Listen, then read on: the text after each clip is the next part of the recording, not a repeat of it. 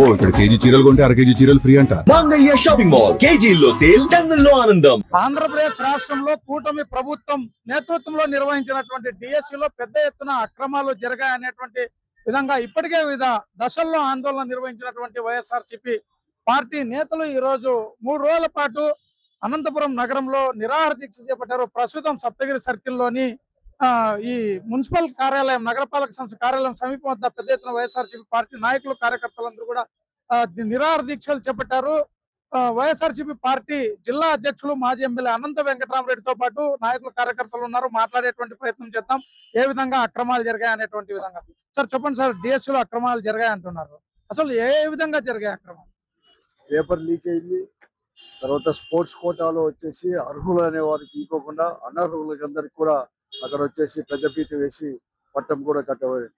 ఎప్పుడు లేని విధంగా కూడా జీవోలు కూడా కొత్త జీవోలు తీసుకొచ్చి అపాయింట్మెంట్ అయిపోతానే వెంటనే ఆ జీవోలు కూడా ఉపసంహరించుకోవడం, ఇవన్నీ కూడా తార్కాణం కూడా.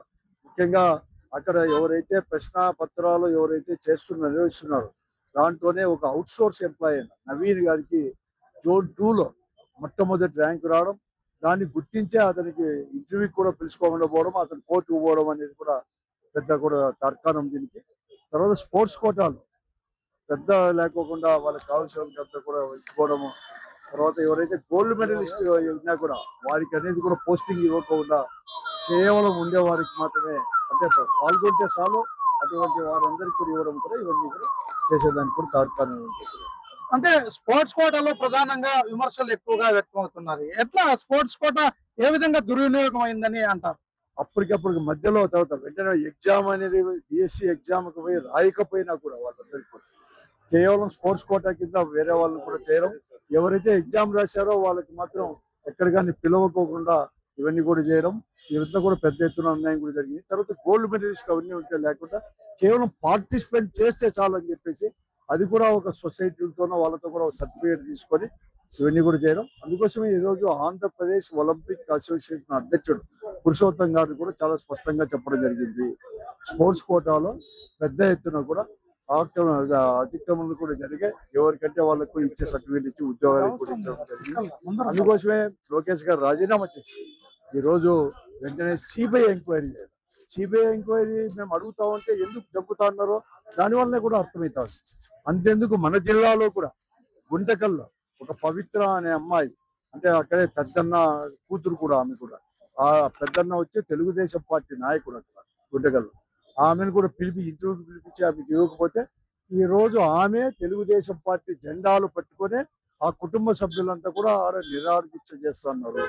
ఎందుకంటే కావాలన్నా ఆంజనేయుల నేతను 40% అని చెప్పి సర్టిఫికేట్ ఉన్నా కూడా అతను పిలిచి అతనికి ఇవ్వకుండా వారికి కావాల్సిన వాళ్ళకి ఇచ్చుకున్న దానివల్ల మళ్ళీ కూడా ఎగ్జామిన్ చేయమంటే ఎగ్జామిన్లో కూడా అనంతపురంలో డాక్టర్లు అతనికి 40% ఉంది సైట్ అని చెప్పేసి ఇచ్చినా కూడా అతనికి ఇంతవరకు కూడా డిఓను వాళ్ళు పంపించకపోతే ఇంతకంటే నిదర్శనం ఉన్న మరొకటి కాదు. అందుకోసం మేము సిబిఐ ఎంక్వైరీ కూడా మేము దీనిపైన కూడా అడుగుతాం. వైఎస్ఆర్సీపీ యువజన విభాగం నాయకులు కూడా ఉన్నారు. ఇక్కడ యువజన విభాగం నాయకులు చంద్ర ఉన్నారు, మాట్లాడేటువంటి ప్రయత్నం చేద్దాం. చెప్పండి, మీరు ఒకవైపు దశల వారీగా ఆందోళన చేశారు, ఢిల్లీలో ఉద్యమం జరిగిన తర్వాత మళ్ళీ మీరు ఊపందుకున్నారు, అంటే ఎందుకు గ్యాప్ ఇచ్చారు? ఢిల్లీలో విజయం సాధిస్తే మీరు విజయం సాధిస్తామని అంతకు ముందే మేము నేషనల్ తెలియజేస్తాం, కానీ అది ఢిల్లీలో జరుగుతున్న నేషనల్ వైడ్ కాబట్టి అది ఫోకస్ వచ్చింది. కానీ ఈ రోజు రాష్ట్ర వ్యాప్తంగా మేము కూడా అనేక మార్లు డిఎస్సీ పైన ఉద్యమాలు చేశాం. మనం చెప్తానే ఉన్నాం, వాళ్ళు 16 నెలలు తీసుకున్నారు పూర్తి చేయడానికి, మేము మాకు వెలుగు చేయడానికి. అదేవిధంగా ఎవరైతే దీనిలో అభ్యర్థులు ఉన్నారో వారందరూ కూడా బయట టైం పట్టింది కాబట్టి మా దృష్టికి వచ్చిన తర్వాత అనేక ఉద్యమాలు చేశాం. అందులో భాగంగా ఈరోజు విడతల వారికి కూడా ఈ ప్రభుత్వం తగ్గే విధంగా నిరుద్యోగులు ఎవరైతే ఉన్నారో వారందరికీ న్యాయం జరిగే విధంగా ఈరోజు వైఎస్ఆర్సీపీ ప్రభుత్వం, వైఎస్ఆర్సీపీ పార్టీ ఈరోజు పెద్ద విడతల వారీగా ఉద్యమాలు చేస్తా ఉన్నాం. ఈ ప్రభుత్వం దిగి వచ్చే విధంగా ఈ ఉద్యమాలని నిలుపుకోకుండా ఏదైతే ఈ విద్యాశాఖ మంత్రి ఉన్నారో నైతిక బాధ్యత వహిస్తూ దేశంలో మన సెంట్రల్లో ఆయన రాజీనామా చేశాడు. రాష్ట్రంలో కూడా నారా లోకేష్ రాజీనామా చేసే వరకు వైఎస్ఆర్సీపీ ఉద్యమిస్తుందని చెప్పి తెలియజేస్తా ఉన్నాం. అయితే ఇప్పటికే అవినీతి అక్రమాలు ఏమాత్రం జరగలేదు, అంతా పారదర్శకంగా నిర్వహించామనేటువంటి విధంగా విద్యాశాఖకు సంబంధించినటువంటి చీఫ్ సెక్రటరీ కూడా పూర్తి స్థాయిలో ఒక వివరణ ఇచ్చారు. మరి దానిపైన మీరేమంటారు? చదువుకున్నాడే కాదు, చదువుకోలేని వ్యక్తిని అడిగినాడు చెప్తాడు దీంట్లో అవినీతి జరిగింది, అక్రమాలు జరిగినాయని చెప్పిన. ఎందుకంటే మనం ఒకటి చూసా ఉన్నాము, ఏ రాష్ట్రంలో అయినా ఏ ప్రభుత్వమైనా, ఈ గవర్నమెంట్ కాదు, గతంలో ఎన్నో ప్రభుత్వాలు వచ్చాయి, ఎక్కడా కూడా ఎగ్జామ్ నిర్వహించుకోకుండా ఉద్యోగాలు ఇచ్చిన పరిస్థితి లేదు. ఈరోజు మనం చూస్తా ఉన్నాం, మీరు ఏదైనా నోటిఫికేషన్ ఇచ్చిన తర్వాత ఓ మెరిట్ ఎగ్జామ్ రాసిన తర్వాత మెరిట్ లిస్ట్ రోస్టర్ ప్రకారం ఓ మెరిట్ లిస్ట్ నోటీస్ బోర్డులో అతికించడం జరుగుతుంది.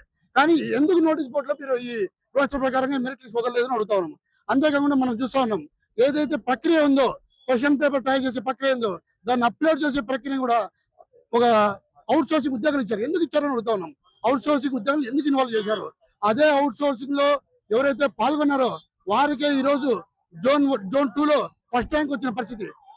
అతన్ని కూడా ఈ రోజు వెరిఫికేషన్ పిలవలే. ఆ డేటాను కూడా లేకుండా చేయడం అది తప్పు కాదని అడుగుతున్నాం, అది అవినీతి కాదని అడుగుతున్నాం, అందులో అక్రమం కాదని అడుగుతా ఉన్నాం.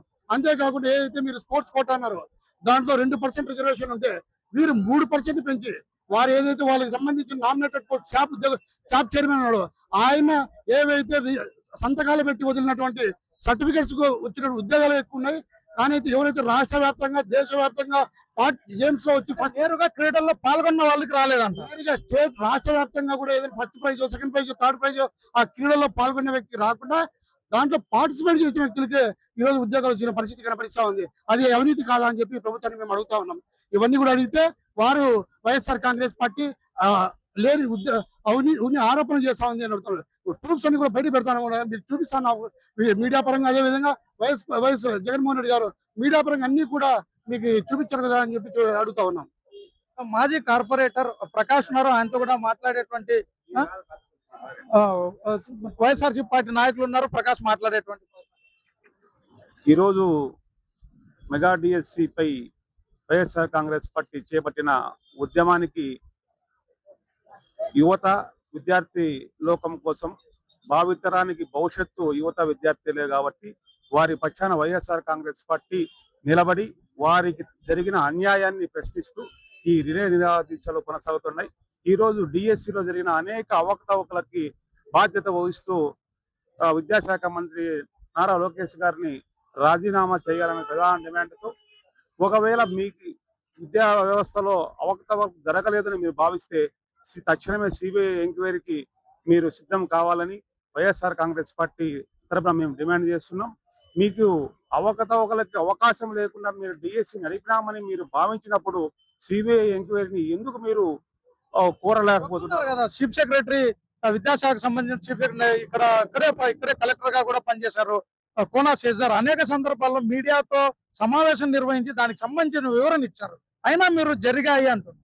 ఇప్పుడు మీ వైఎస్ఆర్ కాంగ్రెస్ పార్టీగా మేము చెప్పేది కాదు, ఎవరైతే డిఎస్సికి అప్పేర్ అయిన అభ్యర్థులే ఈరోజు వారి ఆవేదనని, వారి ఆక్రందనని, వారికి జరిగిన నష్టాన్ని తెలియపరుస్తున్నారు. ఇప్పుడు వాళ్ళే ఒక జేఏసీగా ఏర్పడి ఈ జరిగిన అవకతవకలపై పోరాటానికి సిద్ధమవుతున్నారు.